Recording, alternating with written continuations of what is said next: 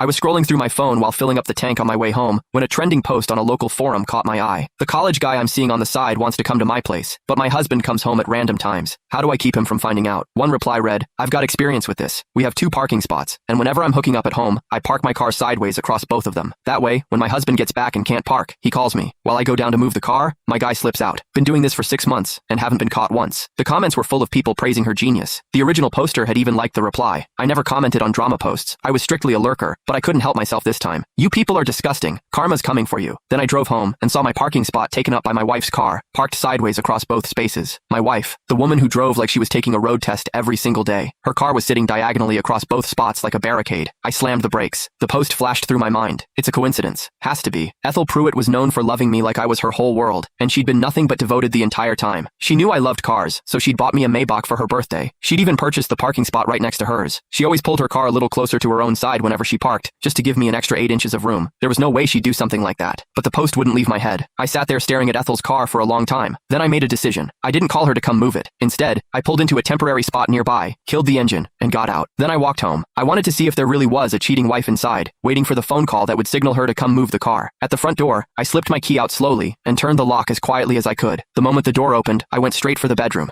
The door was half open. Through the gap, I could see the room was empty. I turned to the guest bedroom, pushed the door open. No one. Every room was silent. Not a soul. Where was Ethel? Just as the question formed in my mind, the kitchen door swung open. Ethel stepped out wearing an apron, carrying a plate of food. She spotted me and froze, surprised. Honey, you're home so early today? She set the plate down on the dining table and gave me a warm smile. I glanced past her into the kitchen. Chopped vegetables were lined up on the cutting board. A pot of pork tripe and lotus seed soup, my favorite, was simmering on the stove. She'd clearly been in there for a while. The tension drained out of me. I managed a small smile. Nothing going on at the office today, so I left early. Ethel nodded. Go rest for a bit then. Let me finish the last 2 dishes and dinner will be ready. She turned and headed back into the kitchen. I watched her bustle around, her back to me, and the question slipped out before I could stop it. Why'd you park your car sideways across my spot today? Ethel glanced back at me, looking a little sheepish. Oh, I was worried you'd come home hungry, so I rushed up to cook for you. Didn't bother parking properly, just pulled in sideways and ran upstairs. Ethel's demeanor was perfectly natural, not a single word out of place. After all, every day when I came home from work, a hot meal was waiting for me on the table. Ethel was a surgical doctor. Her workload was enormous, yet no matter how busy she got, she always found time to come home and cook for me. Sometimes I told her to take a break, to stop pushing herself so hard, but she always said the same thing. She went back to the stove. Before long, dinner was ready. 4 dishes and a soup, every single one, my favorite. Ethel served me a bowl of rice and was just about to sit down and eat with me when her phone rang. She picked up, and her brow furrowed instantly. Okay, I'm on my way. She hung up, yanked off her apron, and turned to me with urgency written across her face. Honey, there's an emergency patient at the hospital. I'm the only one who can operate. I have to go. She grabbed her car keys, pressed a soft kiss to my forehead, and hurried out the door. The moment it closed, the apartment fell silent. I sat at the dining table, staring at the spread of food in front of me. I had no appetite.